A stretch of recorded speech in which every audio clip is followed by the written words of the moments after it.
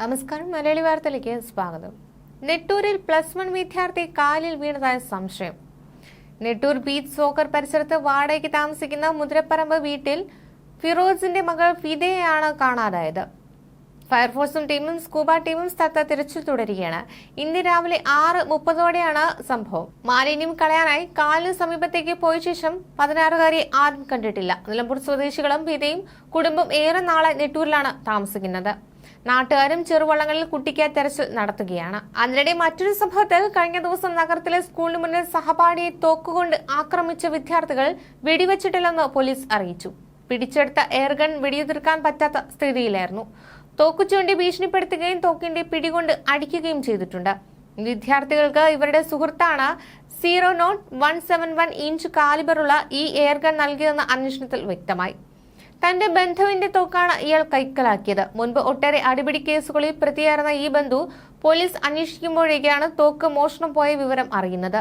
Licence ഇല്ലാതെ ഉപയോഗിക്കാവുന്ന എയർഗണ്ണാണിത്. 6-ന് വൈകുന്നേരം നഗരത്തിലെ സർക്കാർ ഹയർ സെക്കൻഡറി സ്കൂളിലെ 3 വിദ്യാർത്ഥികൾ ചേർന്ന് തോക്ക് ഉപയോഗിച്ച് സഹപാഠിയെ ആക്രമിക്കുകയായിരുന്നു. പിറ്റേന്ന് പ്രിൻസിപ്പൽ പോലീസിൽ പരാതി നൽകി. വെടിയുതിർത്തെന്നും കൊണ്ടില്ലെന്നുമാണ് എല്ലാവരും കരുതിയത്. തോക്ക് കൈവശമുണ്ടായിരുന്ന വിദ്യാർത്ഥിയുടെ വീട്ടിൽ നിന്ന് ആലപ്പുഴ സൗത്ത് പോലീസ് എയർഗൺ കണ്ടെടുത്തു. ഇന്നലെ ജില്ലാ പോലീസ് ആർമർ വിഭാഗം നടത്തിയ പരിശോധനയിലാണ് ഇത് കൊണ്ട് വെടിവെക്കാൻ പറ്റില്ല എന്ന് മനസ്സിലായത്. തോക്കുകൊണ്ട് അടിച്ചതായി ആക്രമണത്തിനിരയായ വിദ്യാർത്ഥി മൊഴി നൽകി.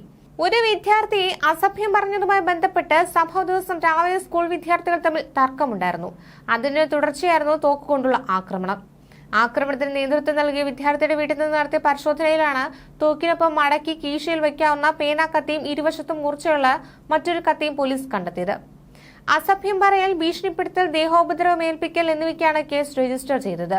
വിദ്യാർത്ഥികൾക്ക് പ്രായപൂർത്തിയാകാത്തതിനാൽ ജുവനൈൽ ജസ്റ്റിസ് ബോർഡിൽ റിപ്പോർട്ട് നൽകി. വിദ്യാർത്ഥികൾക്ക് നോട്ടീസ് നൽകി വിട്ടയച്ചു. തോക്ക് ബാലിസ്റ്റിക് പരിശോധനയ്ക്ക് ഫോറൻസിക് ലാബിലേക്ക് അയക്കും. കളർക്കോട് സ്വദേശിയാണ് തോക്കിന്റെ ഉടമ. 2022-ൽ കൊച്ചിയിലെ വിൽപ്പനശാലയിൽ നിന്നാണ് എയർ പിസ്റ്റൾ വാങ്ങിയതെന്നാണ് ഇയാൾ അറിയിച്ചിട്ടുള്ളത്. അസഭ്യം പറഞ്ഞതിനെ ചൊല്ലി +1 വിദ്യാർത്ഥികൾ തമ്മിലുണ്ടായ തർക്കത്തിനിടെയായിരുന്നു സംഭവം. അസഭ്യം പറഞ്ഞതുമായി ബന്ധപ്പെട്ട തർക്കം അടിപിടിയിൽ എത്തുകയായിരുന്നു. ഇതിനെ ചൊല്ലിയ തർക്കത്തിനൊടുവിലാണ് പിന്നീട് ഉച്ചഭക്ഷണ സമയത്ത് സ്കൂളിന് പുറത്തുവച്ച് തോക്കുകൊണ്ടുള്ള പരാക്രമണമുണ്ടായത്.